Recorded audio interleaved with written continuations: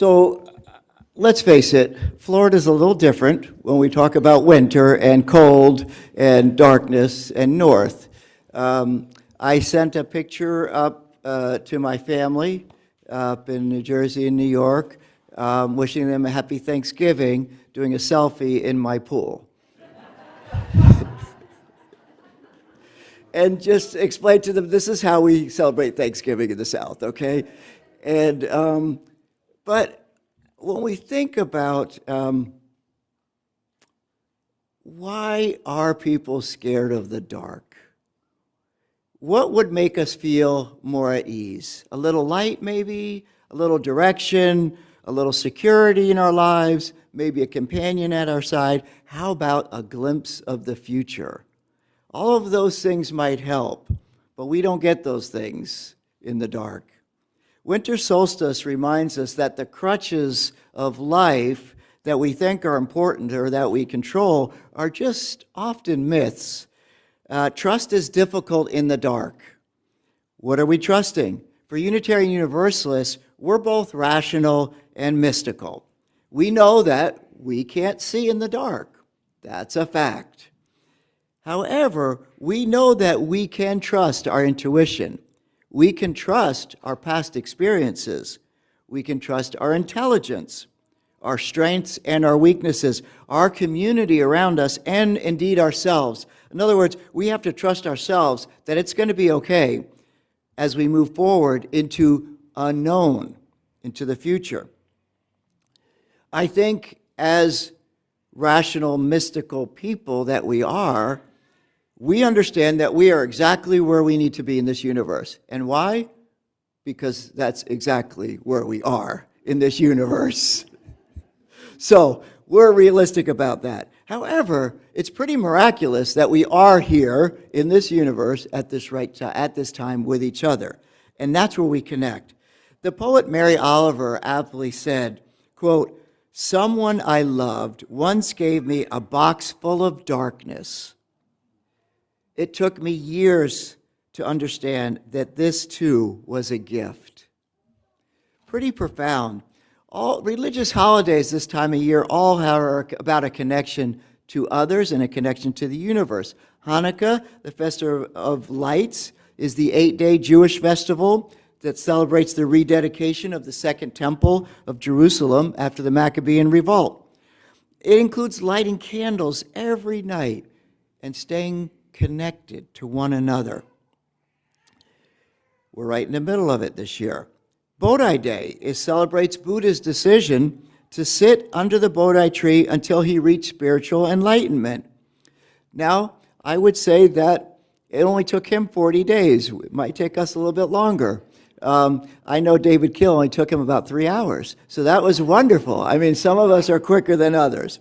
But it's celebrated by meditations by Buddhists around the world. Christmas, of course, marks the birth of Jesus.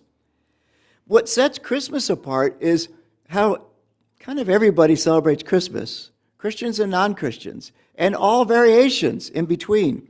We celebrate with cultural as well as religious traditions. And I would say we have not seen Santa Claus in the Bible, but I would say most people know more about Santa Claus than they know about the Bible, right? And so we have Santa Claus, Father Christmas, and others.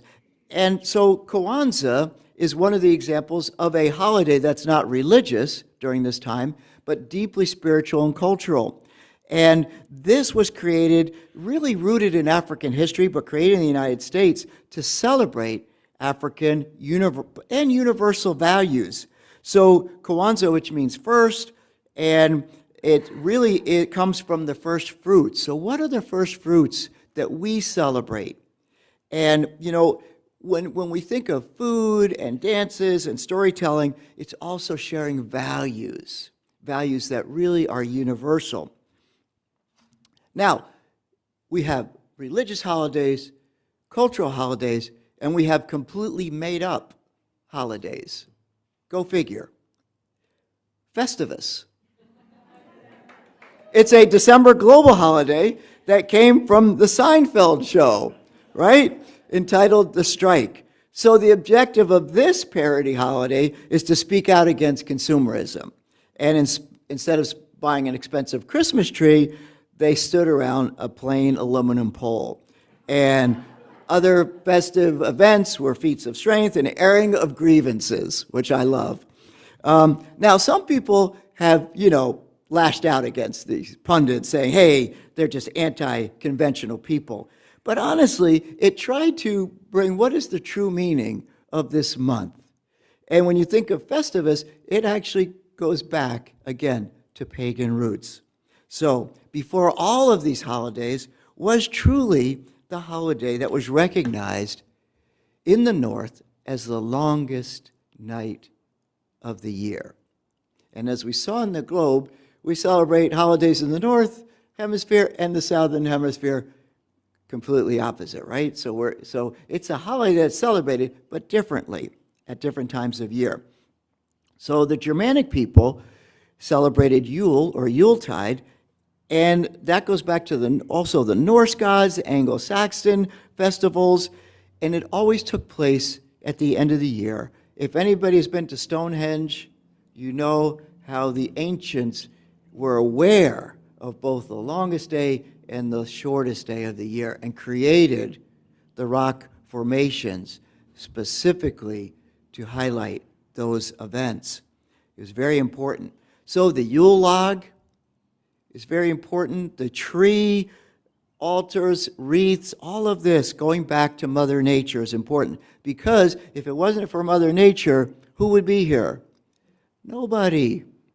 So it's really important that we celebrate this holiday. Christmas itself was placed within that because that was the Festival of Lights. And if you're a persecuted sect, you want to be in the mainstream. So while everybody was celebrating, the Christian could celebrate the birth of Jesus because everybody else was celebrating, mostly inebriated during that time, so everybody was happy. Now, when you look at solstice, meaning the sun, it's Latin, and to make stand, we look at the winter solstice as a very powerful point of our lives. We don't always take the time to reflect on its power. When we think of the power of the moon and the solar system and waves and how this is affecting us, right? You speak of the physical. So there's a physical power. There's also an emotional or mental power that we can feel during winter solstice.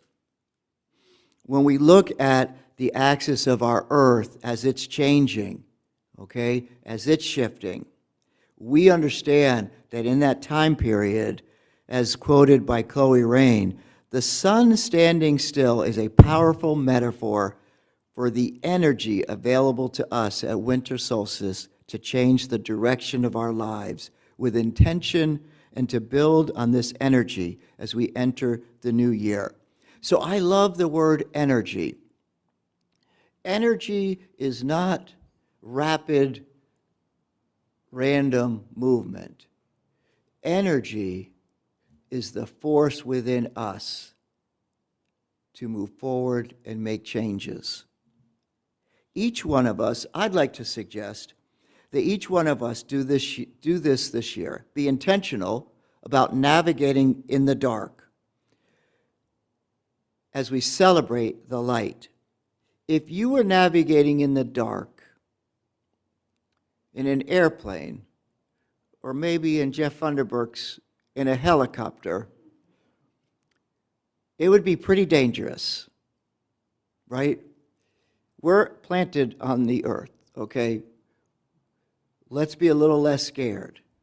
Now, Jeff and pilots had instruments and everything else, but in a foggy condition, it still takes a lot of your skill set.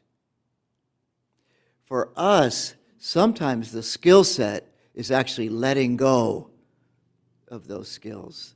Letting go, getting deeper, breathing, and saying, I don't know what this winter solstice means. It's a little dark. I can't see. But I know one thing. It's going to be okay. Because it is what it is. And that is the universe. Now, when we live fully we understand the yin and the yang of life, right? And the yin, if one might be considered light by some, but if you remember, there's a circle of darkness within that. And in the yang, some might consider that dark, but there's a circle of light. And why is that in that symbol? This because light and darkness are one. They depend on each other. They move within each other, and both are part of our life. As the UU minister Gary Kowalski said in describing Solstice, quote, "Night has its own kind of beauty, different from the beauty of day.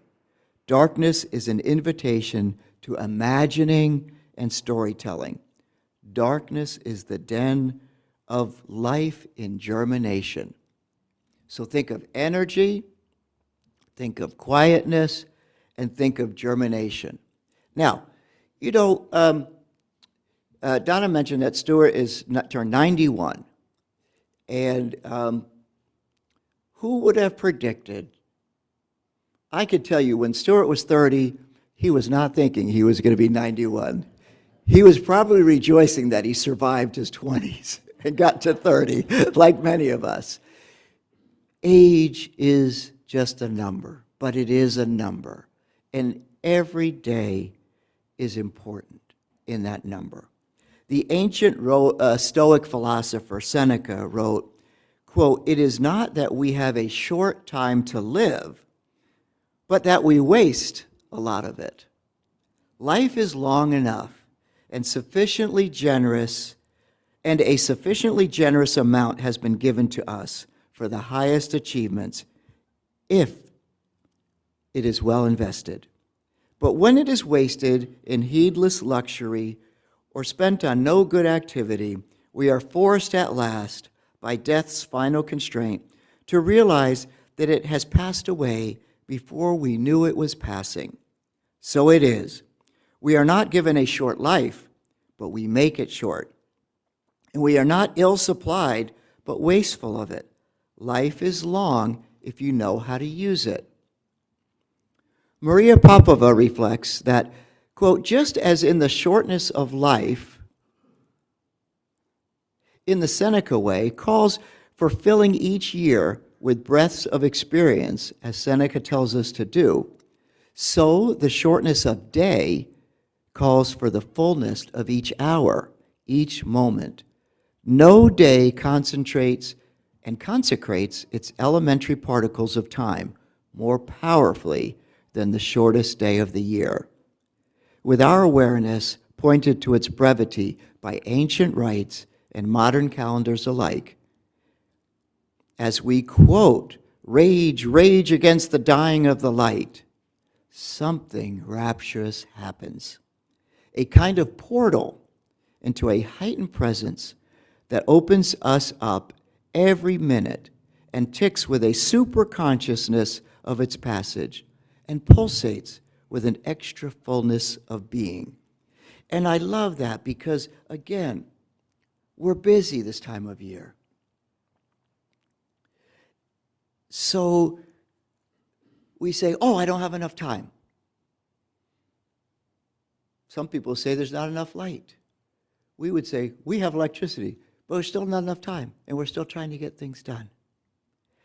And instead, she says, this portal opens up of a presence that we can pulsate with an extra fullness of being. Being. Being is an activity of just being. It's an activity that I know I have a hard time doing sometimes. I'm easy to be active, harder to just be being. So, in that being for us of this next 4 or 5 weeks, that's going to be important for us. It really is our sanity, right? I mean, we really remember insane times. Families trying to get here or there, trying to do 2 or 3 Thanksgiving dinners in one day. I mean, different things that we've done, okay? And especially with children. You've got to figure this out with your own sanity, and that's important. Barbara Mahoney, in her blog in On Being, said, I say celebrate the darkness, landscape of discovery, and find our way, but only by engaging with others, igniting our spirit, heightening our deeper senses, the senses of the heart and the soul, the intellect and the imagination. December's darkness invites us inward, the deepening spiral, paradoxal spiral. We deepen in order to ascend. We vault from new depths. And therein is the sacred instruction for the month. Make the light be from you, deep within you. December is an invitation. And I'd like to use it for that. Again, we're in Florida. It's going to be different for us. But the metaphor still works. It will still be a little bit darker. We'll still have that. It's a little bit cooler. It's all part of the metaphor to help us take a moment to slow down, because life is going to go fast, no matter what. Whether you're 30 or 91, the day goes the same amount of time, and it's going to go with or without us. So perhaps in December, as we think about the divine, God, the transcendent, the universe, or nature on this earth, however you describe that bigger picture in life, let that bigger picture whisper to you and to me. Let it say, please come closer, come within. Discover that abundance that you have. Marvel at the gifts that we have around us. Listen for the pulsing questions within, the ones that beg finally to be asked, to be answered. I would say that where we're living right now, particularly in our time with selective dehumanization, this is more important than any time. We are not Nazis. We do not dehumanize people. And so one person from Afghanistan has murdered another person. That is terrible. In the same day, hundreds of United States citizens also were murdering people this week. That is terrible.